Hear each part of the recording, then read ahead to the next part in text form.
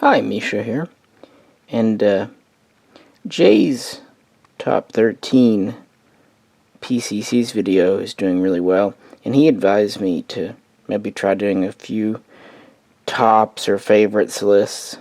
Not something I'm really good at, but figured what the hey, I'll give it a go because really the gun world has been pretty dull lately. Not a lot else to talk about.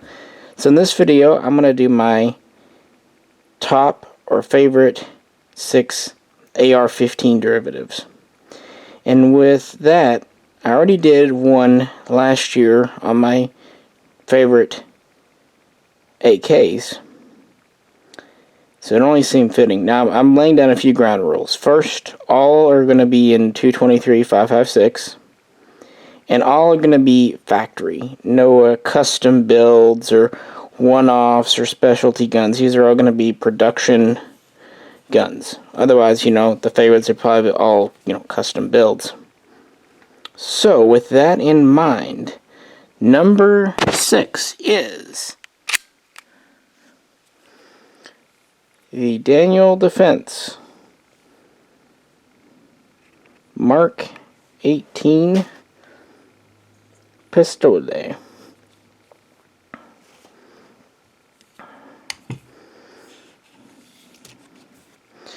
This one has the SB3 collapsing brace on it. It's more or less all factory. Of course, I've added some stuff to the rails, but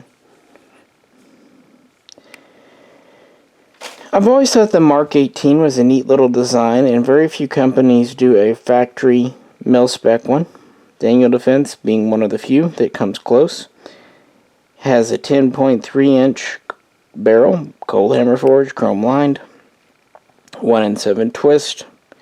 It has the mil-spec Daniel Defense rail, of course. Has the H2 buffer. Of course, the lower is Daniel Defense. Pretty standard AR, as most are going to be. But I just finally kind of broke down last year and thought I want to have a Mark 18. I tried doing builds and stuff, and it's actually not the easiest thing in the world to do an authentic Mark 18. And this is a Mark 18 Mod 1. I did have a Mod O years ago. I picked this one because it's very close to military, but not just for that. Also because it's surprisingly a boatload of fun to shoot. It doesn't have a lot of recoil. It's not overgassed. I think some of the earlier Daniel Defense Mark 18s were. But this one seems to do really well. So it's not overgassed, yet it is reliable. We've had no difficulty shooting it. And it's just kind of a lot of fun, frankly. It's a neat little AR pistol. In fact, it's the only... Well, no, I'll take that back. I do have a 9mm AR pistol. But it's the nearly only AR pistol I own, and the only factory-built one. So that alone is pretty neat for it. These aren't cheap, especially by today's prices. But they're not exorbitant either. And it's a case of, I think you get what you pay for. So yeah, number 6 would be my Daniel Defense pistol here. It's a lot of fun. If you get a chance to shoot one, I recommend it. Well, let's move on. Number 5. We have the Colt AR-15A4. And this really earns its spot. For one thing, it was really the first military-style rifle Colt had on offer when it came out in a number of years. And honestly, Colt being Colt, they teased it for a while. But I don't know, it was kind of not even sure. It took a while to come out, I'll say that. Of course, it has a 20-inch government profile barrel, chrome lined, 1-in-7 twist, bayonet lug, flash hider, so it's not neutered, rifle length gas system, standard rifle stock.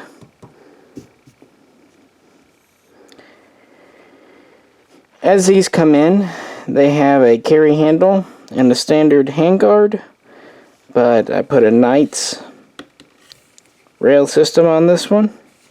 A knockoff ACOG, because why in the world should I pay, myself, I mean not you, but why should I pay for an original ACOG? Talk about wasted. This gun is a lot of fun to shoot. No felt recoil. It's not that heavy, really, especially for a range gun. Even if it is, you have a foregrip and a bipod. Easily installed. I've done my best to kind of make this into a quasi-marine clone. Haven't gone overboard with it, you know, because a lot of the stuff that makes a Marine A4 is kind of optics based and whatnot. I'm not going to spend the money, but I put the side pouch on. Have a faux designator thing on the side. You know, just had fun with it, and it's been a lot of fun to deal with. It's 100% reliable, typical military quality, which is a good thing. The reason it's not any higher on the list is it's not exactly mil-spec. I kind of feel like, okay, if Colt had made the A4 here, they really should have done an exact M16A4 replica. And there's just a few things they didn't get right. For example, it has M4 feed ramps. It's probably really the biggest one for the upper.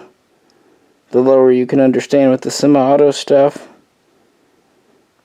Of course, like I said, it comes with a standard handguard instead of the quad rail, which isn't a deal breaker. But a few of the details aren't quite right, but what can you do? It's still a good gun.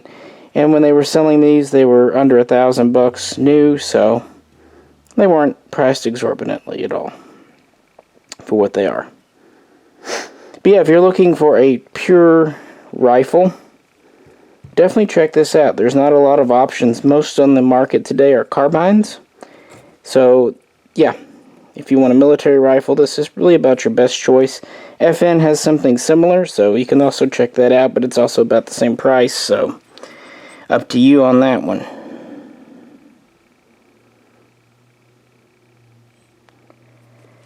This is just like the older A2s, with the major difference just being the pick rail and removable carry handle versus fixed carry handle. I'm just saying that because a lot of my customers ask me what's the difference, and for a semi-auto, that's really the difference. There's a few details again, but that's the big one.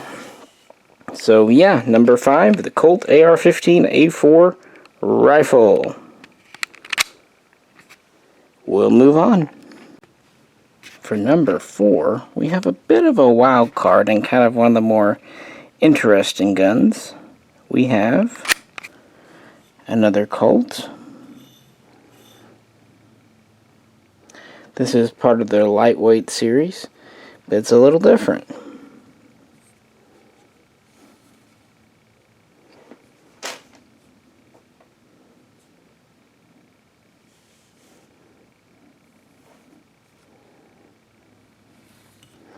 This is the Colt LE6320.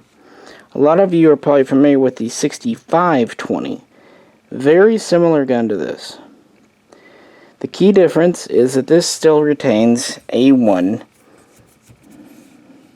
sights, what Colt calls field sights.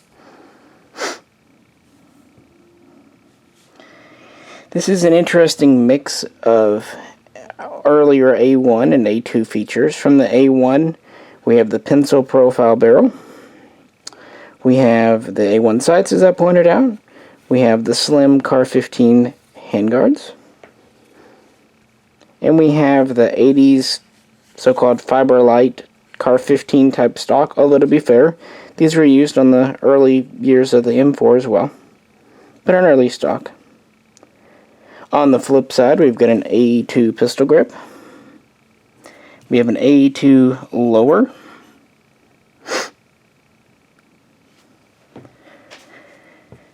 We have an A2 flash hider. Flipping her over. This one's a lot easier to flip than that last one. It weighs about half as much. We have our brass deflector, an A2 round forward assist, A2 port door,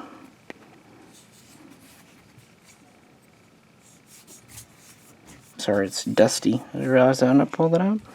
And it's on a 4-position, not a 2-position receiver extension buffer tube. Colt actually made these for police departments. They wanted the simplicity and slight weight savings of the A1 sights, a little less for the officers to fiddle with, and the dials couldn't get knocked and stuff in a trunk. Makes sense for close quarters. To me, it fits pretty nicely as a so-called Black Hawk Down or Colt 723 or early 727. It's not exactly, but it's pretty dang close. Kind of a proto M4, if you will. But yeah, I like this one. It is very lightweight. It's a lot of fun. Of course, it's reliable. Very compact.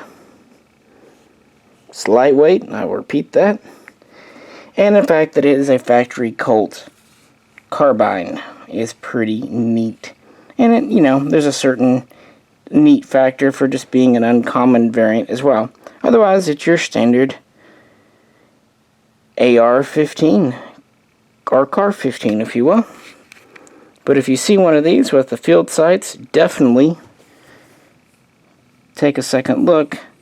Other companies made similar guns, for example Bushmaster and DPMS, but there's only one original Colt.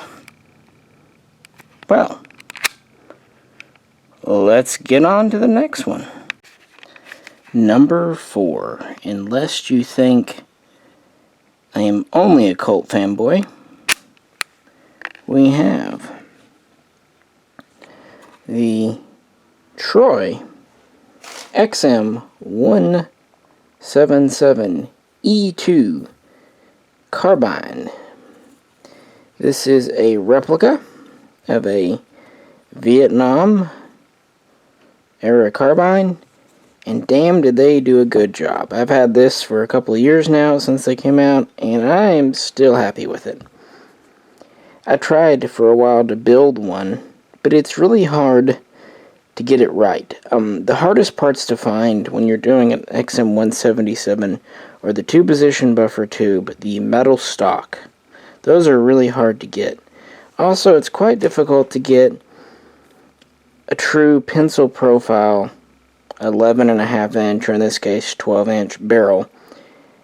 They just, I think these days they make them more than they used to, but 10 years ago, yeah, no one was really much doing that. You kind of had to either make your own or settle for something not quite right.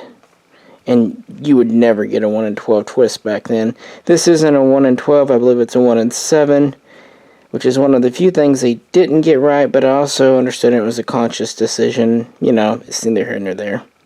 Twist is internal, I can live with it. But they got so much right with this gun, and the price I thought was real fair. These are about $1,200, although I've seen them a little cheaper on sale since, but I was happy to pay $12 because when I did, I think $50 went to help Vietnam Veterans Foundations, and I really like that. And I like that they didn't just say proceeds go to, they actually gave you a number, which is, to me, the honest way of doing it.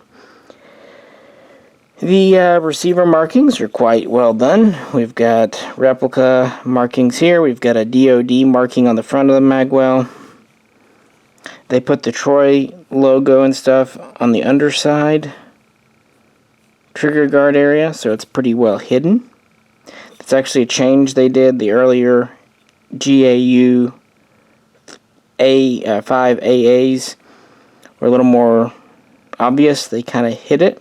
This is an A1 type lower, front pin, in the rear here it's the slimmer style, A1 pistol grip, A1 upper we'll look at in just a second.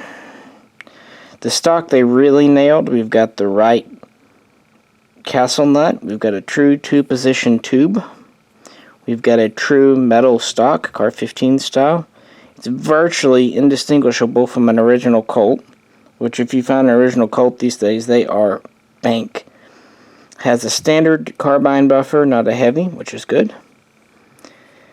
The controls are correct. Safety. We have handguards. Now this is one part I did change out. I did have a set of original Colt 6-hole handguards. The ones that this comes with are good but not great. They are 6-hole style, but they're a little bit off. Nothing horrible, but if you have a set of originals, you might want to put them on. The front sight base they did a good job on. Most importantly, they machined the bayonet lug off. As I said, we have a pencil profile barrel. The original XM177 had an 11.5 inch barrel with a 4.3 inch so-called moderator, which was a giant flash hider that also helped reduce sound a wee bit. This has the grenade ring, the moderators here, it's permanently attached, and if you try to do an original on an 11.5 inch barrel, you get to about 15.5 to 15.7 inches, so they went to a 12 inch barrel, so now they can pin on the moderator and get you to 16, and it just barely changes the look. And of course, it's not an original moderator because those are filed as sound suppressors by the BATF many years ago. So, if anyone has an original XM moderator, it's an NFA item. But this does look like an original, it's just doesn't have the baffles inside. But it still works as a flash hider. Flipping over to this side, we see it has the teardrop forward assist. No brass deflector. One point I don't care for, and I need to get another port door. Brownells has them now. They've had for a while. It comes with an A2 port door. At least when I bought mine they did. So I need to replace the port door, but that's a minor thing. All in all, they did the gray color, or so I'm told. They ship it with the correct kind of ad hoc sling they used in Vietnam. You get a replica manual. You get a 20 and a 30 round mag, and you even get a cleaning kit. So it's a pretty neat package for the money. Like the previous carbine, this is very lightweight. It's even more compact because of the barrel being 16 inches, including the flash hider, whereas the previous one was 16 inches plus flash hider. So it's a little bit shorter. And because the barrel is shorter, it's a little bit lighter. And the front, now the metal stock does add a little weight in the back, so it's kind of a draw. This has been a very reliable gun. Typical Troy quality, well made. Very happy with it, very happy how they did it, their attention to detail on it. Not knocking Brownells, but Troy did it first, and frankly, Troy did it better. Also, I've had the Colts, and I think Troy did it better than the Colts. I have a video or two up on the Colt, and I just think they missed the mark on a couple of things. For example, the Colt has a 14.5 inch barrel instead of 11.5 or 12. And I don't know, it's just off. You know, it just doesn't have the right feel to it. This is more authentic. Oh, and of course it's half the price. So there's that minor consideration. But yeah, I think this is a very solid investment. I think it's a great shooter, and I think for any Vietnam collector, reenactor, or just someone wanting something kind of keep it simple, stupid, this is a cool gun to go with. And you don't have to worry about SBR. So I'm glad someone finally did a factory-built, reasonably authentic XM177. So that's why it is in the top half of my list at number 3. So who will make the top 2? Number 2. This shouldn't be a surprise to anyone who knows me, knows AR-15s. The Colt LE6320. And specifically, this is the M4A1 US property variant, but really this place should be held by just the 6920 in general, because it's a wide range that's been very popular over the last 10 years, which is cool because not that long before you couldn't get them. The M4 was introduced to military service in 1994, the same year as the federal assault weapons ban. Therefore, even if Colt had wanted to, which at the time they didn't, to be fair, many companies weren't really in the commercial mindset at the time, but the civilians couldn't have an M4. If they got one, it had to be severely neutered, either fixed butts, well, it had to have a fixed buttstock. It could be M4 style, but it had to be pinned open. Most companies just put an A2 on. Back then, rails were very minimal. No bayonet lug by law. No threaded barrel. Most of them just either had a regular crown or at most a pinned-on muzzle brake. So yeah, it wasn't until after the sunset of the assault weapons ban in 2004 you could even legally own something like an M4. But still, Colt wasn't real keen to sell to civilians. But then, a couple years after, some LE guns, which really weren't supposed to be sold to civilians, but legally there was no reason they couldn't be, trickled out. But they were big money. I mean, 2006, they were about $1,300, $1,400, $1,500. But after 2008 and the first Obama panic, Colt kind of saw the light, and slowly but surely, the LE6320 became available to civilians, even being sold at Walmart at one time, and routinely priced $900 or less. And the 6920 was great because it was a true M4. And then they did the SOCOM originally, back around 2013. The original SOCOMs were very similar to your basic 6920, but they would have rails, ambi safety, some other things, but they still had a 16-inch barrel. Then, a couple of years ago, they came out with the 6920 HB-PW, which was a 14.5-inch true SOCOM barrel with a pinned-on A2 flash hider. They still had a standard M4 handguard, all that. But this is the first time Colt did a pin-and-welded version, and it was really close to military, and I thought that was about as good as it gets. Well, then this version came out, which you can either call the LE6320 SOCOM, which is a bit confusing because of the earlier guns, or as I've seen it labeled, LE6320 US, which makes a lot of sense. So I considered doing the basic 6920 for this spot, but I thought, why not do the ultimate? And why do I say this is the ultimate? Well, certainly from a military collector standpoint, it pretty much is for factory guns. Essentially what Colt had were some leftover SOCOM M4 A1 uppers. So we have a M4 profile with the step, heavy barrel, so it's heavy under the handguard, 14.5 inches. And as these come, they have an extended A2 birdcage on. I pull mine and I put on a Surefire flash hider, which is actually a little bit longer than the extended A2, so I'm actually at about 16.5 inches, so I'm very legal. And typically these flash hiders, at least the 4-prong style, are very expensive, but a very nice customer who had bought a few things from me gave me one, just for, I guess, liking me? I don't know.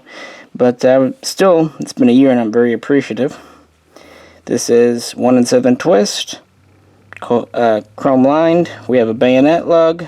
Since it is the shorter barrel, the bayonet fits very nicely. Standard front sight, side reversible sling mount.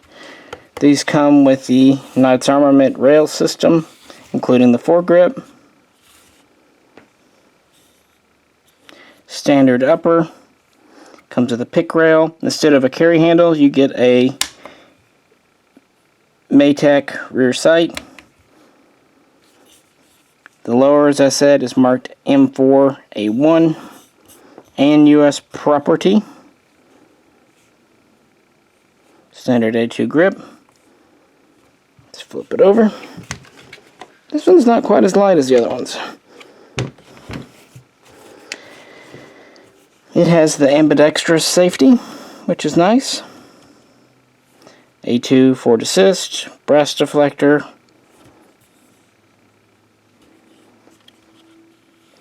and pretty much all the other features. Now this does come with the standard M4 stock. I had a spare SOP mod. This is a B5, not an LMT, but good enough for me. I slid on. It does have a H2 buffer inside and an M16 bolt carrier, so it's fully mil-spec. In the upper, the only thing is the Shimano lower, but even then, like the hammer and stuff, have the Colt proofs. So to me, this is as close to a mil issue M4 A1, or even just M4 for that matter, that Colt has ever gotten. Like I said, it comes with the Knights, with the panels, the foregrip. It comes with a 30-round metal mag. Most of your Colts the last several years have come with mag pulls. This one they did give you the courtesy of giving you a true pony mag. And then you get a box and manual.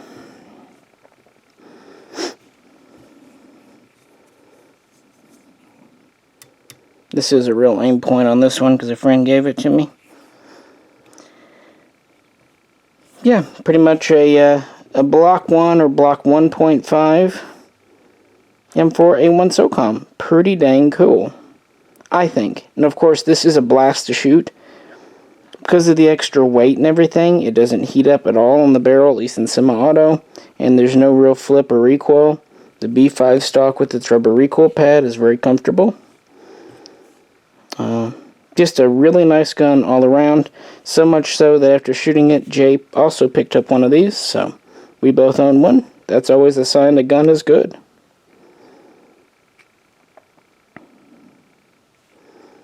And the best of all, unlike with their reissue retro Vietnam M16A1 and XM177, which Colt charged $2,400-$2,500 for, I think the price tag on these was reasonable.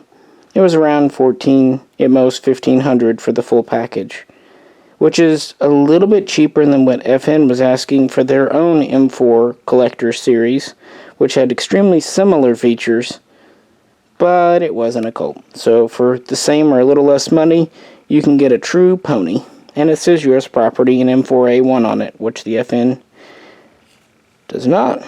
So yeah, very solid. Runner-up, number 2, number deuce in my list of my top favorite AR-15s. Both a great shooter and a great military replica. So, who will make it at number 1? Are you anticipating? And my number 1 AR-15 pick is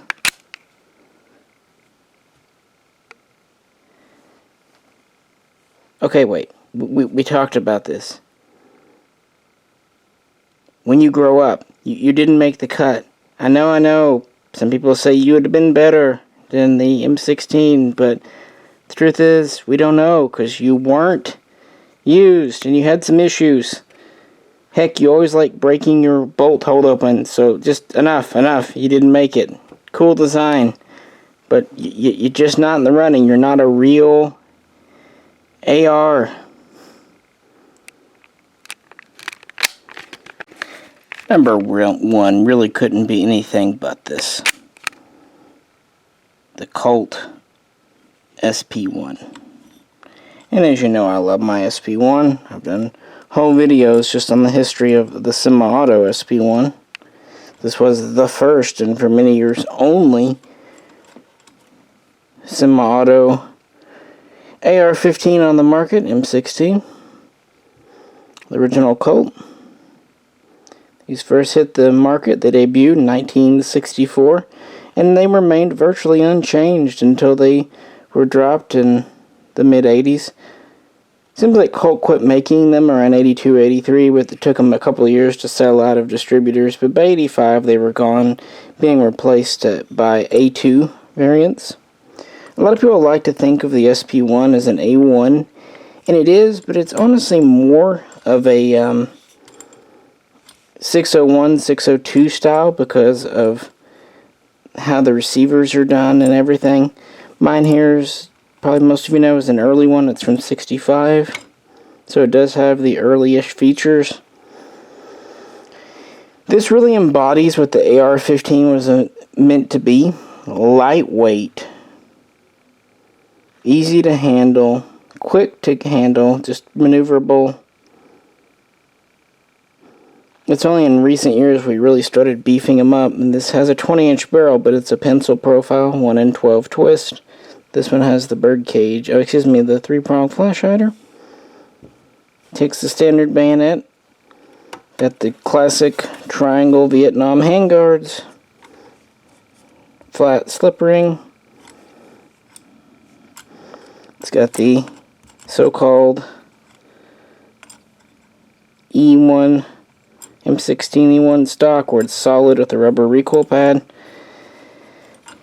The only real change I've done to this rifle is I took out the double-headed front screw and I put in a 601 style push pin with the detent. Minor change. I just try to make it a little more authentic, and it kind of bugged me.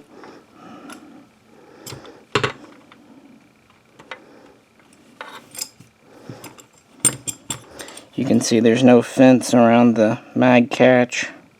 And they would always do this, slab side lower and slab side upper. The SP1 never had a forward assist, even up to the 80s. So if you get someone selling an SP1 and they say, oh, it doesn't have a forward assist, that's not a selling point. That's how it should be. If you see one of these with a forward assist, the upper has been replaced.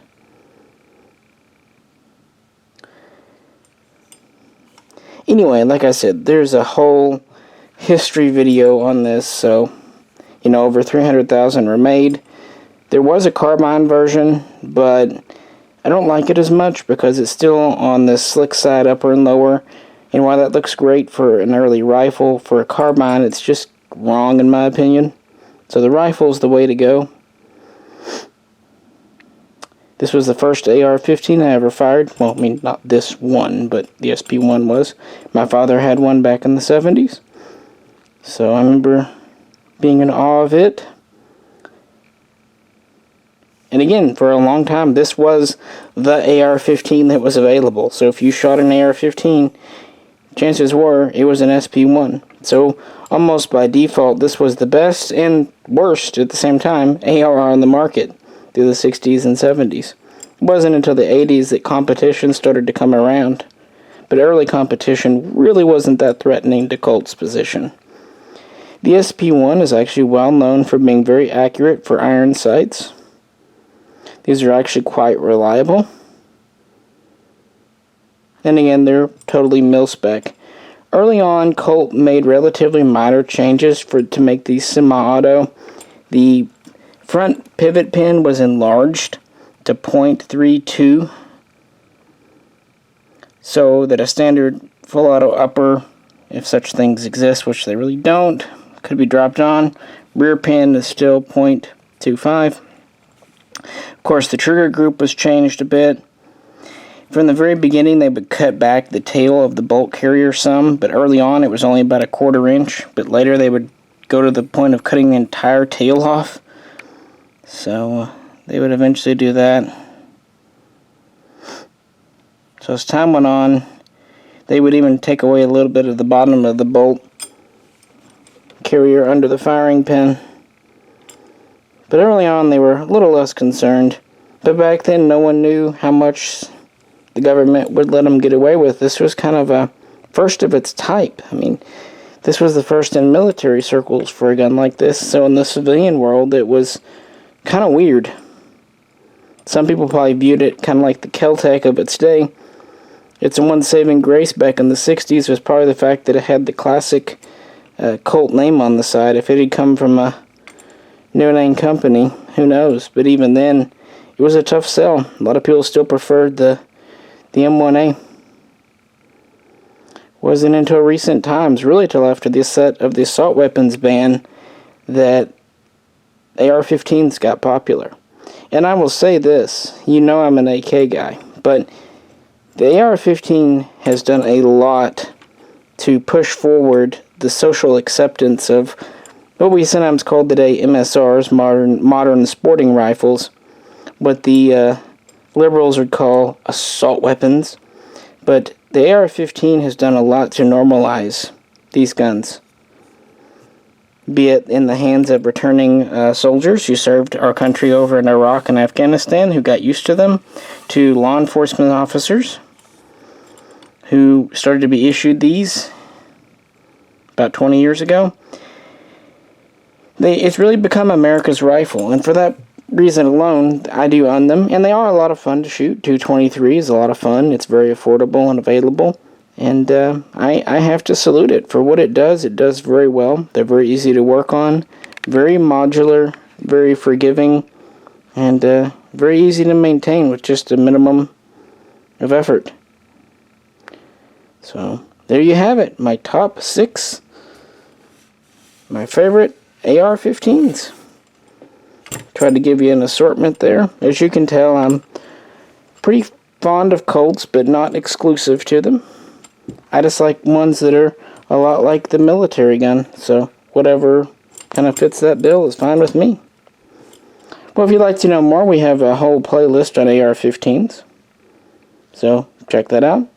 We'd love to hear your thoughts and favorite and least favorite ARs in the comments. If you have any questions, also feel free to post.